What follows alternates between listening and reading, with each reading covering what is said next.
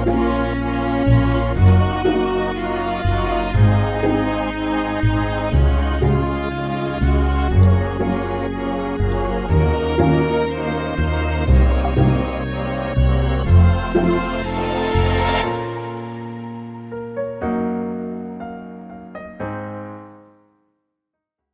back to That History Dude.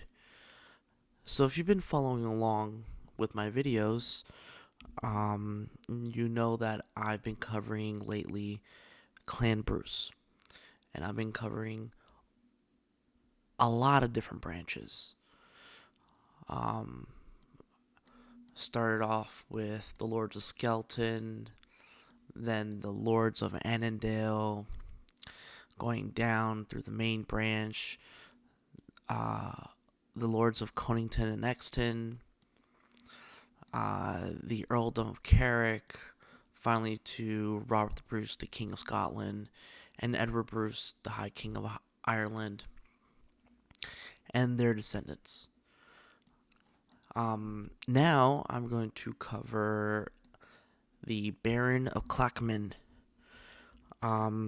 Most Bruces today descend from this man and his progeny. They're really the only ones that didn't die out. The only families that didn't die out. A lot of the descendants of the Clackmannan branch were the ones that immigrated actually to the United States in the 17 and 1800s. And even their estates and their titles are still held to this day by a Bruce. So as I have stated in multiple of my past videos, Sir Thomas Bruce, the first Baron of Clackmannan, who died in 1358, we do not at all 100% know who his father was. We can only guess how Sir Thomas Bruce is related to the main Bruce family. Again, there are theories that Sir Thomas Bruce was the son of Robert the Bruce, the 6th Lord of Annandale. There are theories that he was the son of Robert the Noble, the 4th Lord of Annandale. That he was the son of Robert the Competitor, the Bruce, the 5th Lord of Annandale. There are theories that he was the son of Robert the Bruce, the King of Scotland, or son of Edward the Bruce, the 4th Earl of Carrick and High King of Ireland. All we know for certain is that he was a cousin of David II Bruce, who was King of Scotland, and that he was a senior member of the family. And he was actually a member of the family. We know that for sure because he was acknowledged by the king as being so. So without further ado, Sir Thomas married Marjorie Chartres. I'm not sure how to pronounce that. That is a French name, of Stenhouse.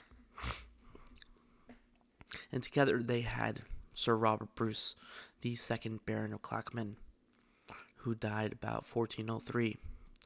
Sir Robert married Isabel Stewart of Dursley. Now this is where it gets kind of tricky. Isabel is first cousins, if you can see this line, follow it down, with Jean Stewart of Innermeath.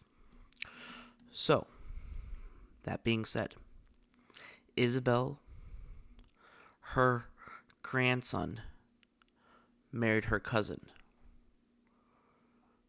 and had children. They are both also granddaughters to John Galda MacDougall, Lord of Lorne, and Johanna Isaac. And through their grandmother Johanna is the daughter of Maud Bruce, and Johanna is the granddaughter of Robert I the Bruce, the King of Scotland. So, a lot of family intermixing going on in this part of the branch of Clan Bruce. So together, Isabel Stewart of Durrisdeer and Sir Robert Bruce, the second Baron of Clackmannan, they had several children. They had obviously the heir, Sir Robert Bruce, the third Baron of Clackmannan. They had an Alexander Bruce, a Helen Bruce, a Thomas Bruce, who was gifted the lands of Wester Kennet, an Edward Bruce, who inherited his grandmother's land of Stenhouse, and James Bruce, who was the Bishop of Dunkeld and died about 1447. Now, Thomas Bruce would go on and have a line of family going down to Peter Bruce of Wester Kennet, and then an unknown Bruce. Not much was known about this man, but we do know that Peter was the grandfather of David, and that there was an unlisted son to Peter, an enlisted father to David, and so this line does continue this way. David Bruce of Wester Kennet then had David Bruce the younger of Wester Kennet, who then had Robert Bruce of Wester Kennet, who had Margaret Bruce. She was the sole heiress of Wester Kennet, and as you can see here, she married Archibald Bruce, the third of Green and Valleyfield. And I will talk more about that line. Edward Bruce of Stenhouse married Agnes Airth of Airth. Together they had two children, William Bruce and Robert Bruce of Airth and Stenhouse, who married Janet Livingstone. Together they had two more children, Sir Alexander Bruce of Airth and Stenhouse and Janet Bruce. Sir Alexander Bruce of Airth and Stenhouse, who died about 1488, had two children. He had Sir Alexander Bruce, the first of Earlshaw, and then had Sir John Bruce of Airth and Stenhouse, who died about 1493. Sir Alexander Bruce, the first of Earlshaw, would go on to have the Earlshaw Bruces, and they do still exist to this day. I will be making a separate video on their family, because if you thought this mixture of family between the Stuarts and the Bruces and cousins marrying cousins and grandmothers and grandchildren marrying cousins and was confusing, when it gets closer to the 1500s, 1600s, 1700s, these families become so large and intertwining that there's a bottleneck that forms with the ancestries of these families, where instead of having 4 grandparents and 8 great-grandparents as a normal family would have, you have fewer numbers than that. It's called endogamy, where extended family, again, not always extended family, so it's not always like third cousins, fourth cousins marrying each other. It's sometimes aunts and uncles marrying nieces and nephews. The example here of a grandson marrying a cousin, it gets quite tricky to flesh out the different Bruces and who they're married to, especially when you have such common names such as Robert Bruce or David Bruce or John Bruce. Come on, how many Robert Bruces have I covered so far? Which is why you need to get closer into where they were or where they're from, what lands they held. So, to get back to it, Sir Alexander Bruce of Erith and Stenhouse, his second son, was Sir John Bruce of Erith and Stenhouse, who married Elizabeth Menteith of Kerse. Now, Elizabeth, her father was William Menteith, Lord of Kerse, who died about 1508. She is also the 4 times great-granddaughter of Walter Baylock Stewart, the first Earl of Menteith. Eventually, the Menteiths, they gained their last name for the lands that they held, but they were Stuarts nonetheless. So, this line, Elizabeth's here, eventually does lead back from Robert's line here, going up this way. So, again, that is another connection that would be noted when I do more of the Stuart lines. So their children, they had Robert Bruce, the first of Erith, and they had Janet Bruce. Janet Bruce married William Livingstone of Kilsyth, and yes, this William Livingstone is related to this Janet Livingstone up here. I just did not know their relation because I did not dig into that family. Now, Robert Bruce, the first of Erith, who lived from about 1472 to 1513, married Helen Montgomery. And their son, Robert Bruce, again, another Robert, who was the second of Erith, who lived from about 1505 to 1530, married, if you can see this dotted line, connects to Marion Bruce. And this was Robert Bruce's first marriage, but it was Marion Bruce's third marriage. And together they did produce children, and they would become known as the Erith Bruces. And yes, they are still alive to this day.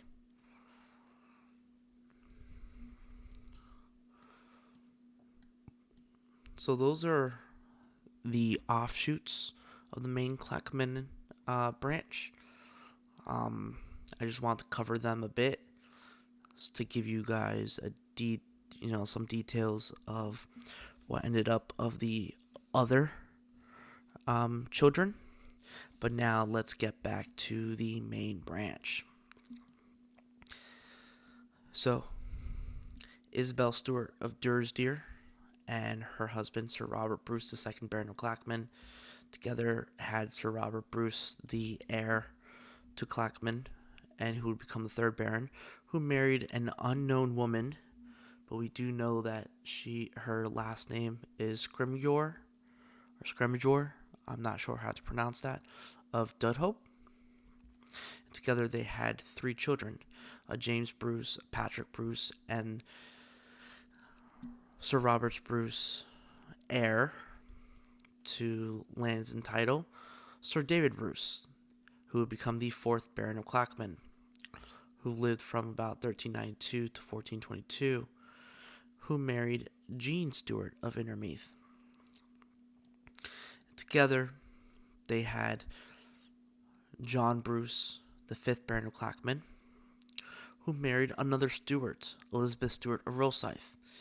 And as I noted here, Elizabeth is a niece of Isabel Stewart of Durrisdeer. So this Elizabeth is the niece of her grandmother-in-law, Isabel Stewart of Durrisdeer.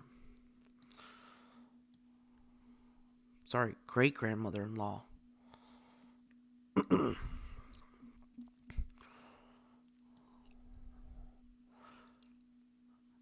And together, Elizabeth Stewart of Rosyth and John Bruce, the 5th Baron of Clackmannan, had several children. First, Robert Bruce, the first of Coltmelindy, who married Janet Barber. and together they would have the Clackmannan Bruces, and they, again, continue to this very day. And their family tree, again, intertwines, intermingles. It's just so vast that I would not have been able to fit it here with this chart.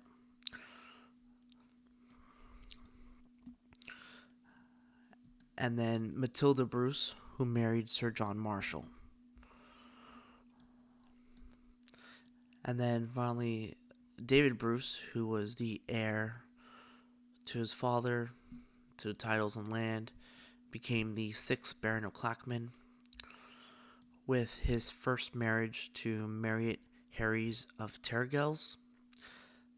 He had Alexander Bruce, Christiana Bruce, Margaret Bruce, and David Bruce, the 7th Baron of Clackmannan, who was the heir to his father, who he married Jane Blackadder.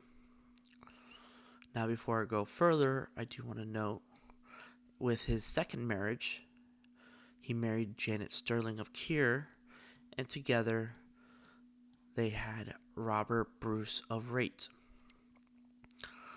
Robert Bruce of Rate would go on to have a son, David Bruce of Rate, who married Janet Arnault, and together they had James Bruce of Rate. The Rate Bruces, not much information is known, or I couldn't find any more, other than ending with James Bruce of Rate here. So he was the last of that title, to my knowledge. Again, when I dive into the other branches, I will probably find out more information about these minor landowners, and they will be added to future charts. So, back to the main branch of Clackmannans. David and Jane had David Bruce, who was the 2nd of Green and Valleyfield. Patrick Bruce, who was the 1st of Green and Valleyfield.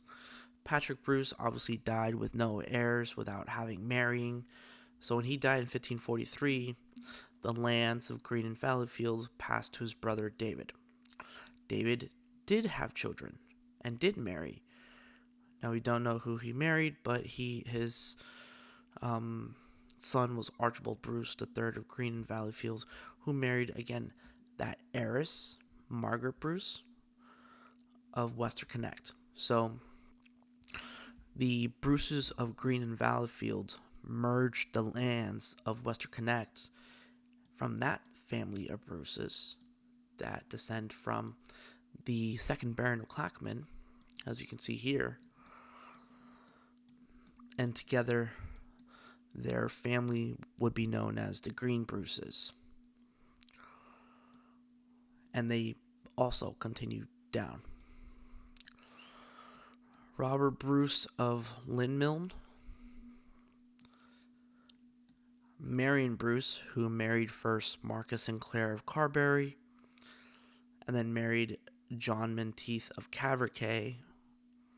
And then, again, as I said, that 3rd marriage, who Marion married her cousin, Robert Bruce, the 2nd of Airth. And then one of the most important Bruces, other than the King of Scotland himself, Sir Edward Bruce of Blair Hall. Sir Edward Bruce, by this point, he was a businessman.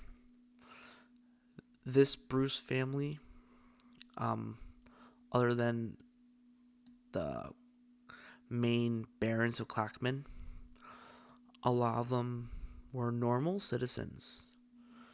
They, lived in London. Some of them still lived in Scotland. Sir Edward Bruce made his money through imports. And because he was such a good businessman and he was so savvy,